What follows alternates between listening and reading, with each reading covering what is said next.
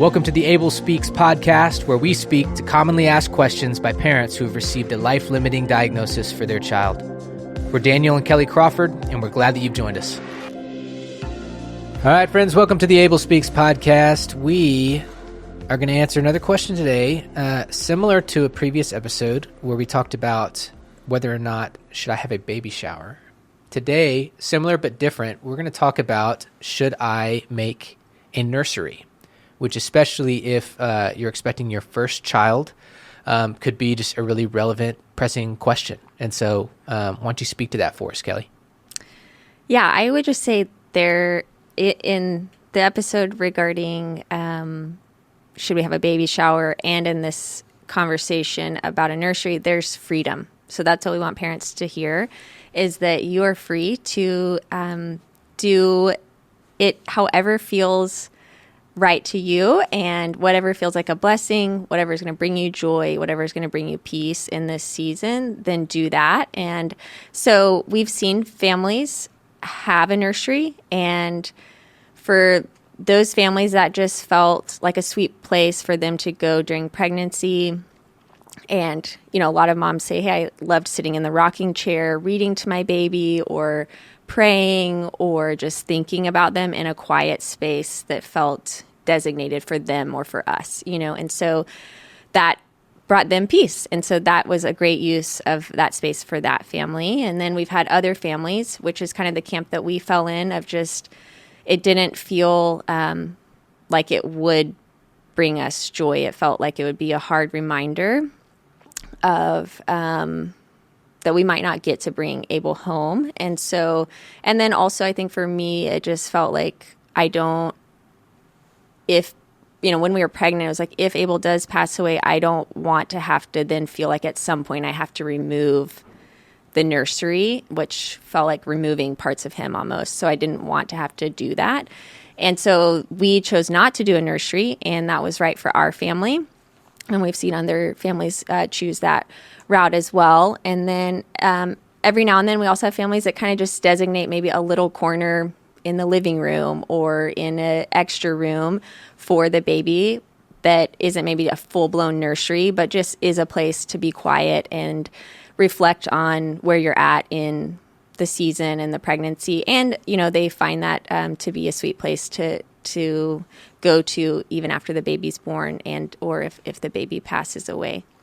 Yeah, I think that like when I close my eyes and think about that, I think that's the thing to keep at the forefront, is just like that moment of a place that feels like a sweet, restful, peaceful place to reflect, to write, to read, to, you know, throughout the pregnancy, just be that sort of safe place and special place where that can be any number of things, or it can be nowhere at all. Mm-hmm. And so you were about to say something. Yeah, I think too, you know, women, when you're pregnant, you've got all these hormones, and especially towards the end of pregnancy, you literally, you know, we call it nesting, but it's like you want to prepare a place. I think that's something that is like ingrained in us. Like the Lord gives us this desire to create a place for our baby to come home to that feels safe and cozy and comfortable.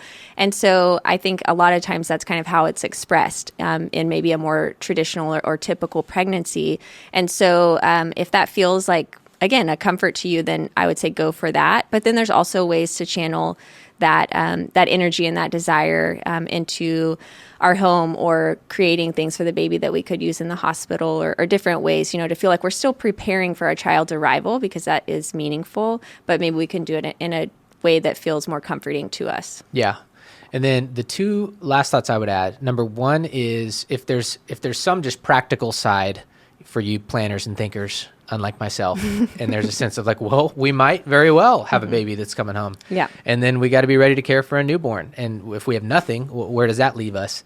And I would say that, yes, there is wisdom in thinking through hey, in that scenario, what is our plan?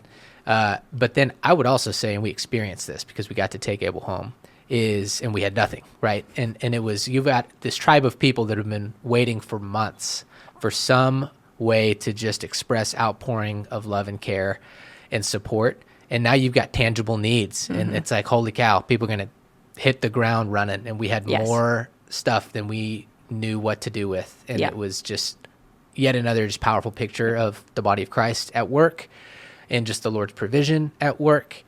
And so I would say too, another thing that we tell families is just like newborns don't need much, and so it's like a couple diapers, 1 or 2 outfits, you've got plenty, and so early on, as Daniel said, it's like people will provide more than you need, but also just reminding families of like, hey, we really don't need that much. A lot of these preparations are just because it's enjoyable to us, but if in this season it ends up not being that, then don't feel obligated. But also if you're still like, no, I'm pregnant and this is my way of celebrating my baby, then by all means, lean into that and enjoy every moment. Yep. And my last thought would be, I just think of one family I know that we spoke with that I just felt really burdened for. And essentially there was this sense of, well, if we don't almost prepare a place, are we in a way kind of speaking over our child's story, doubt and, hey, we don't see this going well. And so we did a whole episode, number 8 was on Did You Pray for Healing, where we kind of approached this more theological side of that sort of conversation that I would encourage and point you towards. But for this one, I would just say, man, I would love to see that burden lift of, hey, how this story is going to play out, how my child's life is going to play out. I just promise you, it's not going to come down to did you make the nursery or didn't you? And so with that, any other things you would add? I think you touched it all really well. Yeah, no, I think just be free, of doing what you feel is like expected of you or the traditional thing. If that blesses you, by all means, go that route. But if not, then think outside the box and have fun with it and make it your own. Yep. If it feels like it steals away in any capacity from peace and from comfort, feel no obligation. And if it ushers those things in, then in this scenario or any other numbers, run towards that and pursue that in celebration of your child. And so that wraps up this episode of the Abel Speaks podcast. We will see you next time. Hey friends, thanks for listening in. We hope this content has been helpful. At Abel Speaks, we exist to support families who have chosen to carry a child with a life-limiting diagnosis, and we want you to know that the foundation of that support is rooted in relationships. And so if you're a parent in this circumstance, then by all means continue listening in, but we'd really encourage you to reach out by sending an email to support@abelspeaks.org. Again, our heartfelt prayer is that this episode has served you in some way and that we might have the opportunity to serve you further in the future. The Abel Speaks podcast is produced by the team at Tarno & Company and mixed and edited by the team at Sound of a Rose.